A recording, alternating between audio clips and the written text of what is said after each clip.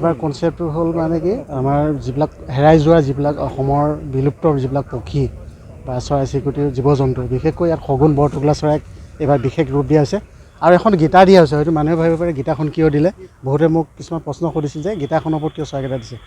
অৰ্থটো হ'ল যে আমি অসমৰ শিল্পী সমাজে আমি এই যিবিলাক জীৱ জন্তুৰ পৰা ধৰি লওক এই পক্ষীকেইটা যে আমাৰ হেৰাই গৈছেগৈ আৰু পক্ষী কিছুমান হেৰাইছে তে সেইবিলাক চৰাই চিৰিকটিসমূহ যাতে আমি সংৰক্ষণ কৰিব পাৰোঁ মই অসমৰ শিল্পী সমাজলৈ এটা আহ্বানহে জনাইছোঁ যাতে আমি অসমৰ ৰাইজক আমি সজাগতা কৰিবৰ কাৰণে গানৰ মাধ্যমে হওক বা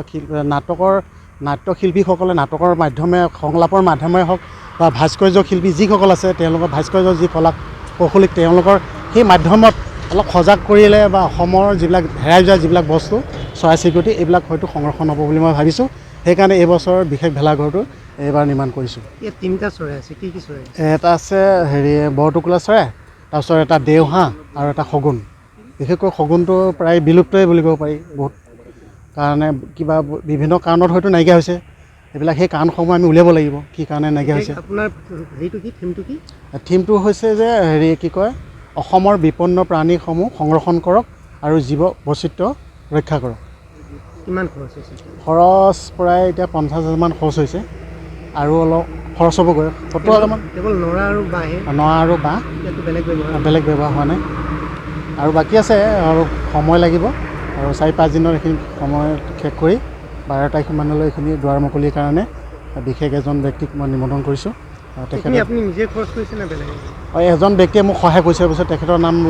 ল'বই লাগিব কাৰণ তেওঁ 40-50,000 মান টকা এটা তেওঁ আৰম্ভণিৰে মোক সহায় কৰিছে নহ'লে মই আগুৱাব নোৱাৰিলোঁ হয় সেই ব্যক্তিজন মানে হ'লে সেই বিনোদ পাটৰ বুলি কয় বিশেষকৈ চাউবুৰীয়ে অৱশ্যে তেখেতৰ নামটো মোক ল'ব দিয়াই নাছিলে কিন্তু মই ল'ম নল'ম মোৰহে কথা কোনোবাই যদি মোক বিপদত যদি সহায় কৰিছে গতিকে বিপদৰ বন্ধুহে পৰম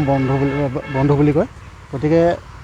প্ৰতি বছৰে তেনেকৈ বহুত ব্যক্তিয়ে মোক সহায় কৰিছে তেনেকৈ মই তেখেতলোকৰ নামো লৈছোঁ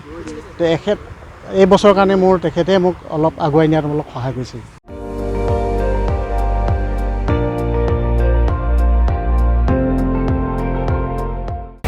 আপুনি চাই আছে ND24